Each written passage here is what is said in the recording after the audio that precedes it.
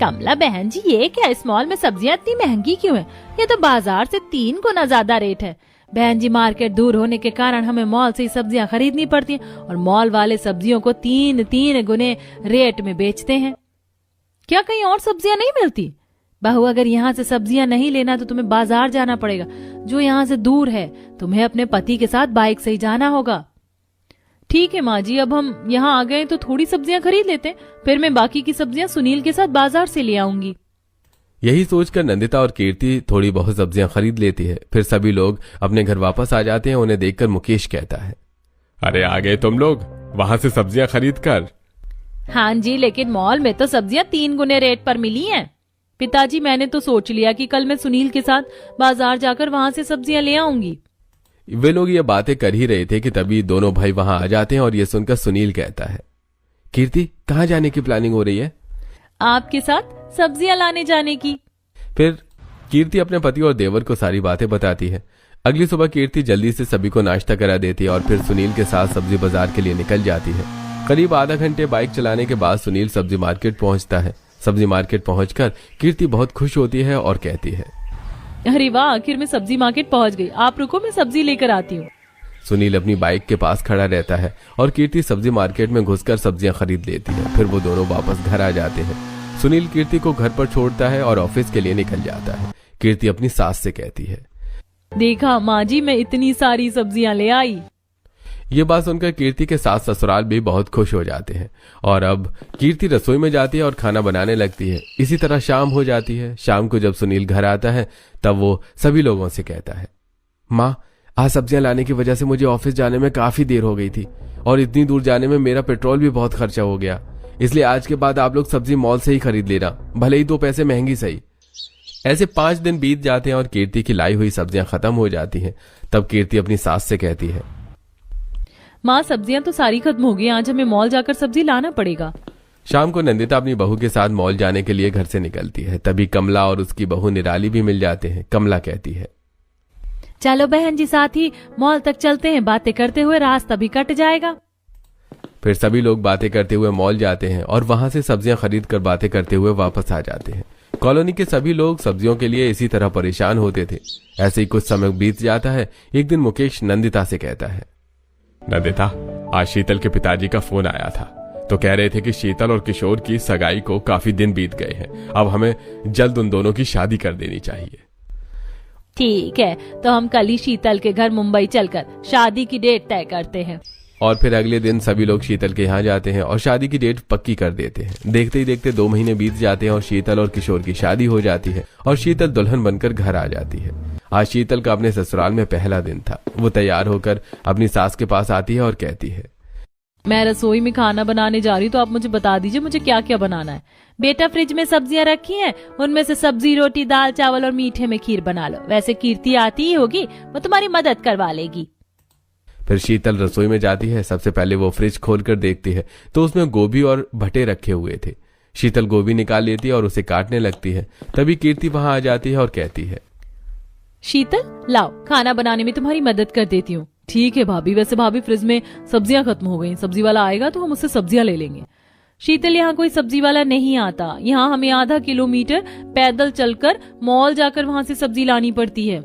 भाभी, फिर तो बड़ी दिक्कत होती होगी सब्जियों के लिए। दिक्कत तो होती है शीतल, लेकिन वो दिक्कत सिर्फ हमारी नहीं बल्कि पूरी कॉलोनी की है। अब क्या कर सकते हैं? अब शीतल और कीर्ति दोनों मिलकर खाना बनाती हैं और सभी के लिए खाना लगाती हैं। सभी लोग खाना खाते हैं। तभी मुकेश कहता है, शीतल बेटा, मैंने सुना है कि तुमने एग्रीकल्चर से ग्रेजुएशन किया है।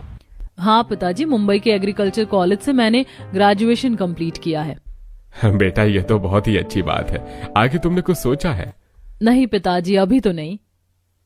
वैसे बहू, खाना भी तुमने बहुत स्वादिष्ट बनाया है। बातें करते करते सभी लोग अपना अपना खाना खत्म करते हैं और फिर सभी लोग शीतल को अपनी तरफ से नेक देते हैं। धीरे धीरे शीतल को आए अब 1 हफ्ता बीत चुका था। आज जब उसकी सास और जेठानी सब्जी लाने जा रही थी तब शीतल उनसे कहती है, माँ जी, भाभी चलिए, आज मैं भी आप लोगों के साथ मॉल सब्जी लेने जाऊंगी। शीतल भी अपनी सास और जेठानी के साथ सब्जी लेने के लिए मॉल की तरफ निकल पड़ती है। बातें करते करते हुए वो लोग मॉल पहुंच जाते हैं। फिर शीतल मॉल के अंदर जाकर सब्जी के काउंटर पर जाती है और सब्जियों को देखकर कहती है, माँ जी, यहाँ पर सब्जियां काफी हरी और ताजी हैं। हाँ बेटा, हरी और ताजी तो है, लेकिन क्या माँ जी? कुछ नहीं शीतल, तुम सब्जियां निकालो। शीतल सब्जियां निकालने के लिए जैसे ही हाथ बढ़ाती है तो उसकी नजर सब्जियों के रेट लिस्ट पर जाती है, जिनमें 3 गुना दाम लिखे हुए थे। ये देखकर शीतल आश्चर्य से चौंक जाती है और कहती है, माँ जी ये क्या, यहाँ पर सब्जियां बहुत ज्यादा महंगी हैं। तभी कमला भी अपनी बहू निराली के साथ वहां आ जाती है और शीतल की बात सुनकर कहती है, बहू नहीं हो ना, इसीलिए तुम्हें सब्जियों के 3 गुने दाम सुनकर हैरानी हो रही, वरना हमें तो इतनी महंगी सब्जियां खाने की आदत ही पड़ गई है। ऐसा कहकर कमला सब कुछ शीतल को बताती है। फिर सभी लोग सब्जियों के काउंटर पर पहुंचकर सब्जियों का बिल देते हैं और वापस अपने घर की तरफ निकल पड़ते हैं। ऐसे कुछ दिन और बीत जाते हैं। एक दिन किशोर अपने कमरे में बैठा हिसाब कर रहा था, तभी शीतल वहां आती है और कहती है, किशोर, ठंड बढ़ रही है तो मैं सोच रही थी कि माँ और पिताजी के लिए एक सुंदर सी शॉल और कुछ गर्म कपड़े खरीद लेती हूँ, तो मुझे कुछ एक्स्ट्रा पैसे चाहिए। शीतल की बात सुनकर किशोर बहुत उदास हो जाता है और कहता है, शीतल, मैं भी यही सोच रहा था कि सभी घर वालों को ठंड की शॉपिंग करवा दूं, इसलिए तो हिसाब करने बैठा था, लेकिन इतने पैसे नहीं बच रहे हैं कि हम घर के खर्च के अलावा एक्स्ट्रा खर्च कर सकें। अच्छा तो ठीक है, रहने दो फिर। सॉरी शीतल, दरअसल बात यह है कि हमारे यहाँ पर सब्जियां 3 गुनी महंगी है और पेमेंट का आधा से ज्यादा हिस्सा तो सब्जियों में ही चला जाता है। इसका मतलब है किशोर कि अगर हमें सब्जियां ना खरीदनी पड़े तो हम पैसे बचा सकते हैं। हाँ, लेकिन ऐसा कैसे हो सकता है? हम सब्जियां खाए बिना तो रह नहीं सकते ना। हाँ, लेकिन सब्जियों की कोई और व्यवस्था कर सकते हैं। शीतल की बात किशोर को समझ में नहीं आती। अब वो लोग सो जाते हैं। अगले दिन संडे था, सभी लोग हॉल में बैठे टीवी देख रहे थे। तभी शीतल वहां आती है और कहती है, माँ जी, पिताजी, मैं आप लोगों से कुछ बात करना चाहती हूँ। हाँ बहू, क्यों, क्या बात है? पिताजी, मैंने देखा है कि हमारे यहाँ सब्जियाँ कितनी महंगी हैं, और इतनी महंगी इसीलिए मैंने सोच लिया है कि अब मैं सब्जियाँ अपने घर में ही उगाऊंगी। ये तुम क्या कह रही हो देवरानी जी? हम तो एक कॉलोनी के घर में रहते, भला इस घर में सब्जियां उगाना कैसे पॉसिबल है? क्यों नहीं पॉसिबल है भाभी? अब अपनी छत और बालकनी में गमले रखकर सब्जियां उगाएंगे। शीतल, हम जानते हैं कि तुमने एग्रीकल्चर से ग्रेजुएशन किया है, लेकिन पढ़ना अलग बात होती है और प्रैक्टिकल अलग। इतना भी आसान नहीं है ये सब। भैया, मैंने कब कहा कि ये सब कुछ आसान है, लेकिन नामुमकिन भी तो नहीं है ना। मैं आज ही गमले लाकर अपनी बालकनी और छत पर सब्जियां उगाने की तैयारी शुरू करूंगी। ठीक है देवरानी जी, हम सब तुम्हारे साथ हैं, तुम शुरू करो। शाम को सभी लोग बाजार जाते हैं और अलग अलग तरह के गमले और मिट्टी खरीद कर ले आते हैं। सभी मिलकर गमलों को छत के ऊपर और बालकनी में जमा देते हैं। फिर उसमें मिट्टी भरते हैं और साथ ही पानी डालकर गमलों को तैयार कर देते हैं। शीतल हर गमले में अलग अलग तरह के बीज लगा देती है। शीतल को गमले में इस तरह से बीज लगाते पड़ोस की छत से सरिता अपनी बहू गीता के साथ देख रही थी। ये सब देखकर सरिता आश्चर्य से कहती है, नंदिता बहन, ये क्या, तुम इतने सारे गमलों में फूल और ये शो पत्ती लगा रही हो क्या?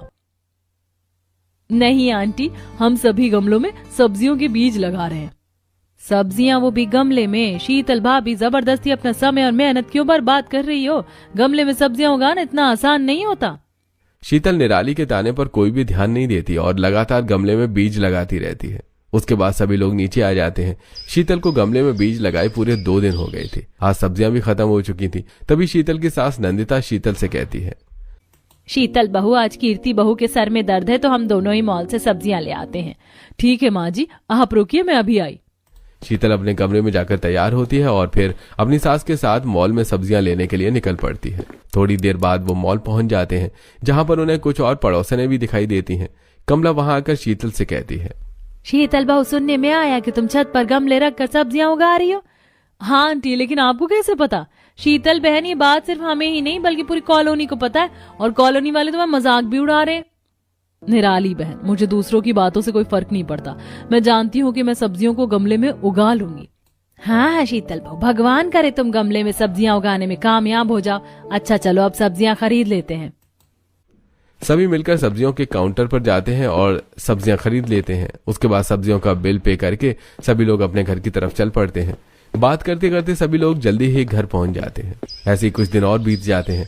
एक दिन शीतल छत पर अपनी सब्जियां देखने के लिए जाती है। तभी वो देखती है कि सब्जियों के छोटे छोटे पौधे निकल आए हैं। शीतल कीर्ति को आवाज देती है। कीर्ति ऊपर आती है। तब शीतल उससे कहती है, देख रही हूँ कीर्ति भाभी, हमारी सब्जियों से तो छोटे छोटे पौधे निकल आए। हाँ शीतल, मुझे ये देखकर बहुत खुशी हो रही है। अब मुझे विश्वास हो गया कि वो दिन दूर नहीं जब सब्जियों की समस्या हमारे लिए खत्म हो जाएगी। कीर्ति भी शीतल के साथ पौधे में पानी डालने लगती है। धीरे धीरे समय बीत रहा था और शीतल की सब्जियां बड़ी हो रही थी। शीतल कभी अपनी सब्जियों के पौधों में खाद डालती तो कभी पानी और कभी दवाइयां डालती। ऐसे ही समय बीत रहा था और अब शीतल की सब्जियां थोड़ी बड़ी हो चुकी थी। कॉलोनी वाले आते जाते उसकी सब्जियां देखा करते थे। एक दिन कॉलोनी की दो औरतें शोभा और माला शीतल के गमले को देखकर बातें करते हुए जा रही थी। देख रही हो माला बहन, शीतल ने तो कमाल ही कर दिया, अपनी छत पर इतनी सारी सब्जियां उगा ली। हाँ शोभा बहन, सुना है उसने एग्रीकल्चर से ग्रेजुएशन किया है, इसीलिए उसे सब्जियां उगाने की और उनका रख रखाव करने की बहुत समझ है। बस यूं समझो कि उसकी पढ़ाई काम आ गई। बहन, आने वाले कुछ दिनों में इनकी सब्जियां पककर तैयार हो जाएंगी, लेकिन हमारी समस्या का क्या होगा? हमारे तो खर्च के आधे से ज्यादा पैसे सब्जियां खरीदने में निकल जाते हैं। हाँ बहन, बात तो तुम सच कह रही हो, लेकिन हमें तो बस यही झेलना पड़ेगा। हमारे पास इस समस्या का कोई समाधान नहीं है। ऐसे कुछ दिन और बीत जाते हैं। आज संडे था, सभी लोग घर पर थे। तभी शीतल अपने पौधों में पानी डालने छत पर जाती है। वो देखती है कि सब्जियां पककर तैयार हो गई हैं। तब शीतल सभी को आवाज देकर बुलाती है।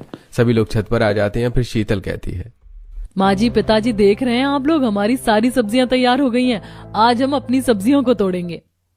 अरे वाह, सब्जियां बिल्कुल सचमुच में बहुत अच्छी तरह से तैयार हो गई हैं। चलो अच्छा है, आज से सब्जी के पैसे नहीं देने पड़ेंगे। अब कीर्ति कुछ गमलों से पालक के पत्ते तोड़ती है तो नंदिता हरी मिर्च और टमाटर तोड़ती है। वहीं मुकेश भटे और भिंडी तोड़ता है। सुनील कुछ गमलों से आलू खोद कर निकालता है तो वहीं किशोर हरी धनिया और मेथी के पत्ते तोड़ लेता है। सभी लोग सब्जियों को टोकरी में रखकर नीचे आते हैं। शीतल और नंदिता सोफे पे बैठकर सब्जियां काटने लगते हैं। तभी कॉलोनी की कमला और निराली दोनों सास बहू वहां आ जाती हैं। कमला कहती है, नंदिता बहन, मैंने और निराली ने तुम्हें अपनी छत से सब्जियां तोड़ते हुए देख लिया था, सोचा हम भी अपने पड़ोसी से थोड़ी सब्जी मांग लाए। हाँ बहन, बहुत अच्छा किया तुमने। जब तक पड़ोसियों को बांट के ना खाया जाए तब तक तो घर की किसी चीज को खाने में मजा ही नहीं आता। वो लोग बातें ही कर रहे थे कि तभी कीर्ति उन्हें पॉलिथीन में अलग अलग तरह की सब्जियां लाकर दे देती है। फिर कमला और निराली सब्जियां लेकर चली जाती हैं। अगले दिन मोहल्ले की कुछ और औरतें नंदिता के घर सब्जियां मांगने आती हैं। नंदिता थोड़ी सब्जियां उन्हें भी दे देती है। फिर तो अक्सर कॉलोनी वाली औरतें सब्जियां मांगने और उनके घर आया करती। एक दिन नंदिता शीतल से कहती है, शीतल बहू, सारे कॉलोनी वाले हमारे यहाँ सब्जी मांगने आ रहे हैं। इस तरह तो हमारे छत की सारी सब्जियां खत्म हो जाएंगी। माँ जी, मैं भी यही सोच रही थी। हम ऐसा करते हैं कि कॉलोनी वालों को अपने अपने घर सब्जियां उगाने के लिए कहते हैं। यही सोचकर शीतल अपने घर के बाहर आती है और सभी औरतों को हाथ के इशारे से अपने आंगन में बुलाती है। फिर शीतल सभी को समझाते हुए कहती है, मैं चाहती हूँ कि जिस तरह मैंने अपने घर की बालकनी और छत पर सब्जियां उगाई हैं, इसी तरह आप सभी लोग भी अपने घर की बालकनी और छत पर सब्जियां उगा लो, ताकि हमारी महंगी सब्जियां खरीदने की समस्या हमेशा के लिए खत्म हो जाए। अब वो तो ठीक है शीतल, लेकिन हमने तुम्हारी तरह एग्रीकल्चर में ग्रेजुएशन थोड़ी ना किया है, हमें सब्जियां उगाना नहीं आता। ऐसी कोई बात नहीं है कि एग्रीकल्चर आना, और फिर मैं तो हूं ना आप सबको बताने के लिए। शीतल सही कहती है, हम सबको भी शीतल की तरह सब्जियां उगाना शुरू करना चाहिए। तो ठीक है शीतल, हम सभी लोग आज ही गमले, मिट्टी और बीज लेकर आते हैं। अब उसी दिन सभी औरतें बाजार जाती हैं और गमले, मिट्टी और खाद बीज लेकर आ जाती हैं। शाम तक सभी लोग अपने अपने छत के ऊपर गमले जमाकर मिट्टी भरकर पानी छिड़ककर उन्हें बुवाई के लिए तैयार कर देती हैं। अगले दिन सुबह से ही सभी लोग अपने अपने छत पर अपने अपने गमले में बीज लगा रहे थे। शीतल अपनी छत पर खड़े होकर सभी को इंस्ट्रक्शंस दे रही थी। इसी तरह अब सभी के गमले में सब्जियां लग चुकी थी। धीरे धीरे समय बीत रहा था और सभी लोगों को सब्जियां उगाने का इंतजार था। एक दिन शीतल किशोर की छत पर खड़ी अपने पौधों में पानी डाल रही थी कि तभी किशोर कॉलोनी के आसपास का नजारा देखकर कहता है, शीतल, तुमने तो पूरी कॉलोनी का नक्शा ही बदल दिया है। सभी के घरों की छतों पर बालकनी में गमले रखे हुए दिखाई दे रहे हैं। साथ में गमले में छोटे छोटे पौधे भी आने लगे हैं। हाँ किशोर, और तुम देखना कि जल्दी ही कॉलोनी वालों को सब्जियां नहीं खरीदनी पड़ेंगी। समय बीत रहा था। एक दिन निराली और कमला मॉल सब्जियां खरीदने के लिए जा रही थी। तभी रास्ते में सरिता कमला से कहती है, देख रही हो कमला बहन, जब से शीतल और उसके घर वालों ने अपनी बालकनी और छत पर सब्जियां उगाई हैं, तब से वो सब्जियां लेने के लिए मॉल नहीं जाते। हाँ सरिता बहन, देख रही हूँ, हमारी छत पर भी तो सब्जियों के छोटे छोटे पौधे उगने लगे। बस कुछ दिनों की और बात है, फिर तो हमें भी सब्जियां लेने के लिए मॉल नहीं आना पड़ेगा। हम भी अपने घर की सब्जियां खाएंगे। हाँ बहन, ऐसा हो गया ना तो हम तो शीतल के जीवन भर आभारी रहेंगे। बात करते करते वो मॉल पहुंच जाते हैं और मॉल से महंगी सब्जियां खरीद कर वो अपने अपने घर के लिए निकलते हैं।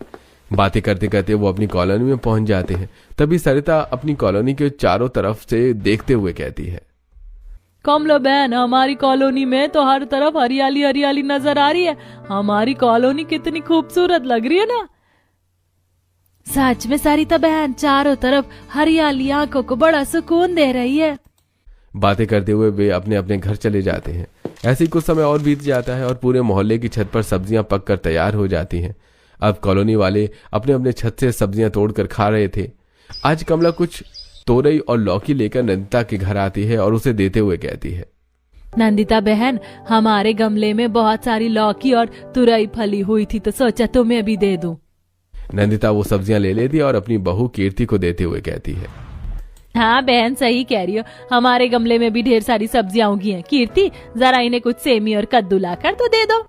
कीर्ति अंदर जाती है और रसोई में रखे हुए कुछ सेमी और कद्दू उठाकर उसे पॉलीथिन में डालती है और बाहर लाकर कमला को दे देती है। यह देखकर कमला कहती है, बहन, मुझे याद आया वो दिन जब हम मॉल जाकर इतनी महंगी सब्जियां लाते थे और थोड़ी थोड़ी सब्जियां बनाते थे ताकि ज्यादा दिन चल जाए।